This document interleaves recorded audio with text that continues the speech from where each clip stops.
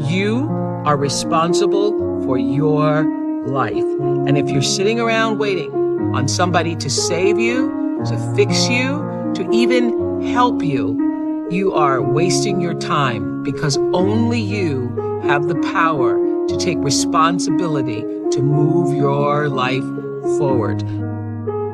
Nobody is gonna cry for you. They have their own tears. One thing I'm positive about is how ROI negative complaining is and how much I'm trying to suffocate the practice of it.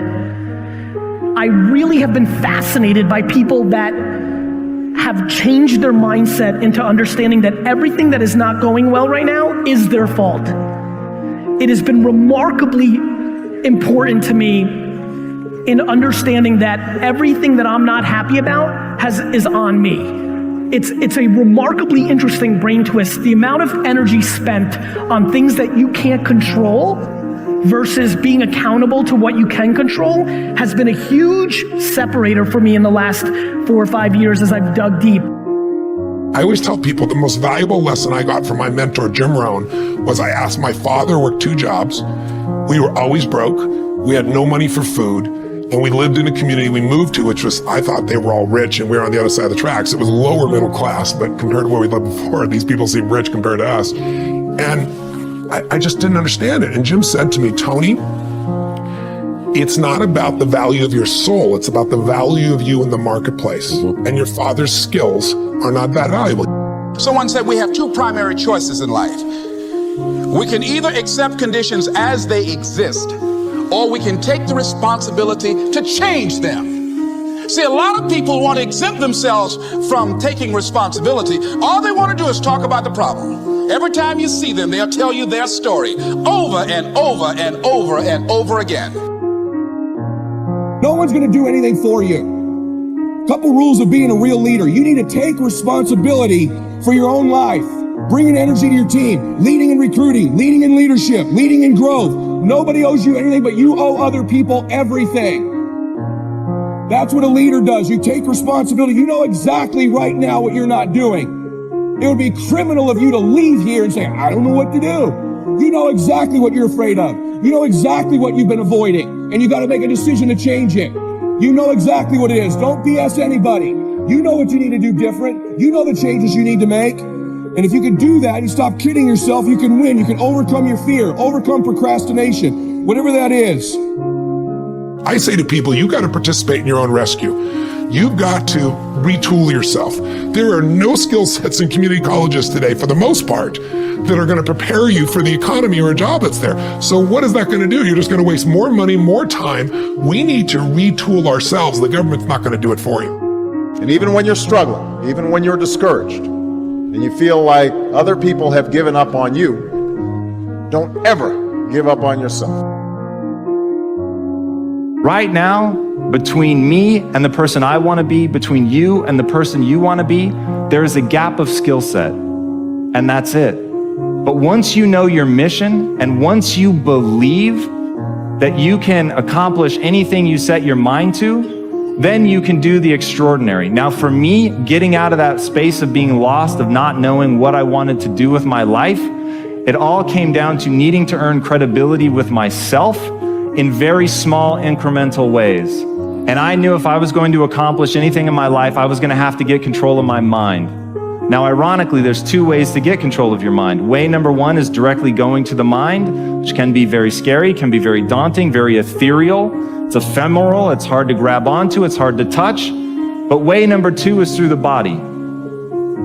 And so I decided that my Kung Fu was going to be to get very good at developing my body. And in that process, I was going to learn about nutrition, which would allow me to help my mom and my sister. In that process, I was going to earn credibility with myself. And earning credibility with yourself is so important.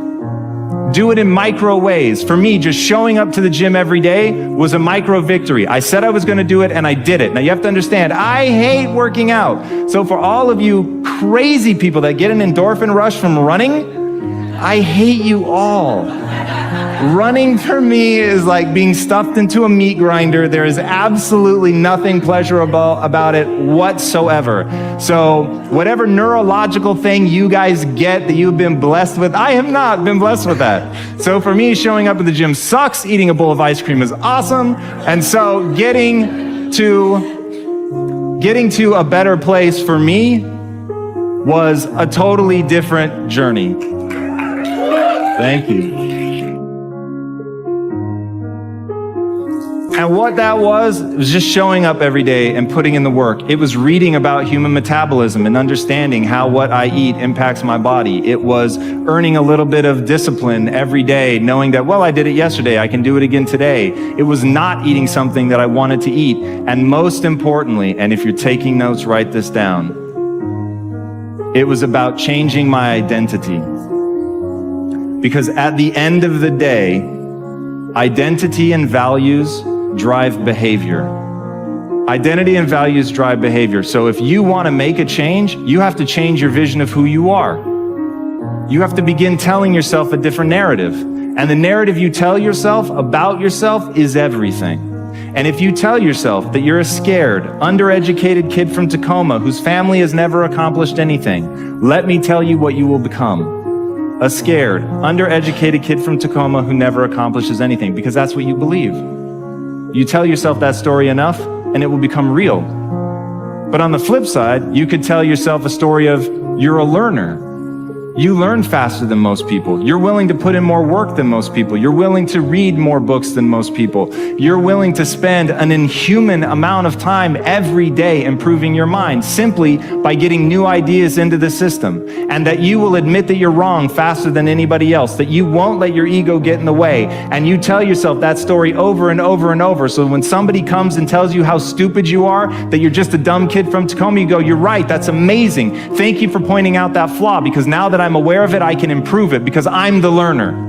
And once I switched my narrative to being the learner, it didn't matter where I started, it only mattered where I was trying to go. And as long as I had that clarity, then I could execute, because I believed I could do anything I set my mind to without limitation. You don't need a better economy.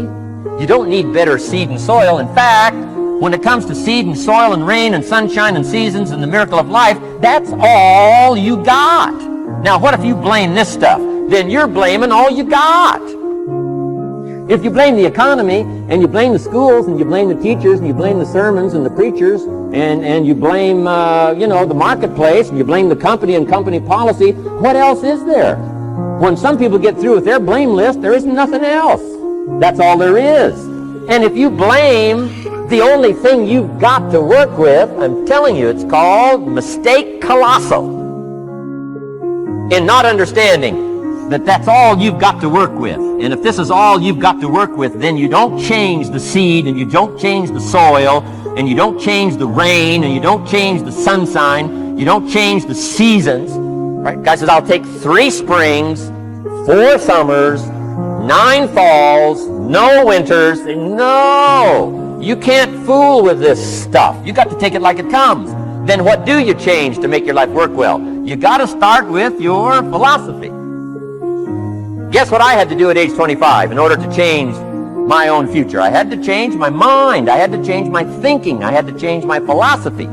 I was messed up on what was causing my problem. And once I got that straightened out, that all the stuff I blamed, the government and taxes, and the marketplace, and the economy, and things cost too much, negative relatives, cynical neighbors, once I got rid of that and started going for where the real problem was, which was me, I'm telling you, my life exploded into change. My bank account changed immediately. My income changed immediately. My whole life took on a whole new look and color immediately. And the early results I got from making these philosophical changes tasted so good, I've never stopped the process from that day until this. And I'm telling you, with a little consideration of the refinement of your sail, by setting a better sail, refining your philosophy, your whole life can start to change from today on. You don't have to wait till tomorrow. You don't have to wait till next month. You don't have to wait till spring. You don't have to wait till 93. You can start this whole process immediately. I recommend it. Now, some people do so little thinking, they don't even have their sail up. I mean, you can imagine where they're going to wind up at the end of this week, at the end of this month, at the end of this year. Now's the chance to change. process all this information. Here's the definition of success and failure. Just make this note. Here's failure. A few errors in judgment, repeated every day. Now you can automatically assume, Mr. Owen, I say, I can understand that. A few errors in judgment repeated every day. For 6 years, my father, 88 years old, he's never been ill, still hasn't retired. Not long ago, midnight, we're getting ready to go to bed. We've drilled a new well, got some extra water, got some more acres going, he's all excited. At midnight, we're getting ready to go to bed. My father's eating what he calls his midnight snack. A little bite to eat before you go to bed. Don't have to go to bed hungry. And I'm watching him eat this midnight snack. Guess what he had? An apple, a few graham crackers, and a glass of grapefruit juice. I said, no wonder my father's so healthy. My mom taught us all those good health practices. Taught me when I'm growing up, right? I'm an only child. I've never been ill. Passed the big 5-0 some time ago. My 2 daughters, 32, 33, never been ill. My grandkids, never been ill. I'm telling you, the legacy lingers on. As I watched my father have this midnight snack, suddenly it occurred to me. I know that's part of it. An apple, what? A day. That's gotten to Dallas-Fort Worth, right? An apple. An apple a day keeps the doctor away. Good question for this intelligent audience. What if that's true? You say, well, Mr. Rohn, if that's true, that would be easy to do. Then what's the problem? It's easy not to do. It's easy not to adopt it as your own personal philosophy. Or the guy messed up to say. Guy says a Hershey bar a day. Say, no. No. You've been watching too much television. It is not Hershey bar. You gotta be smarter in philosophy than to fall for the Hershey bar a day when it's an apple a day. You gotta be smarter than that. And if you make that kind of an error in judgment every day for 6 years, I'm telling you, it'll accumulate into disaster. Sometimes the first year you say, well, you know, I'm so healthy now, what difference is it going to make? You got to be smarter than that. Just because disaster doesn't fall on us at the end of the first day doesn't mean disaster isn't coming. You got to be so smart that you look down the road and say, will the errors in my present judgment of philosophy, what's that going to cost me in 1 year, 6 years, 1 month, 6 months? I'm telling you, the money cost and the health cost and the success cost is too gigantic if you look down the road a little ways and say, are there errors in my current judgment like an apple versus a Hershey bar?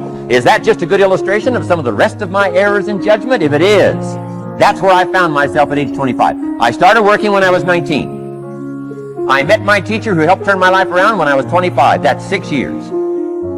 At the end of the first 6 years of my economic life, I've got pennies in my pocket. I've got nothing in the bank. The creditors are calling saying, hey, you told us the check was in the mail. I'm embarrassed. I'm behind on my promises. I live in America. I'm 25-year-old American male. I got a nice family, every reason to do well. And I'm messed up. Now, what's messed up? I used to think it was the community that was messed up, and the country was messed up, and the government was messed up. If those Democrats ever get in the White House, that'll really mess things up. If the Republicans stay in power, that'll really mess things up. The economy was messed up. Interest rates are messed up. I thought all this stuff was messed up. Then I found out that's not what was messed up. I was criticizing the only thing I had to work with. What was really messed up was my own personal philosophy. My own errors in judgment in my own personal philosophy brought me in 6 years to pennies in my pocket, nothing in the bank, and trying to explain why I wasn't doing well, living in America, 25-year-old American male, got a family, every reason to do well. Now, once I understood this, here's the formula for failure: errors in judgment, being lax about developing your own personal philosophy. I'm telling you, it's called accumulated disaster.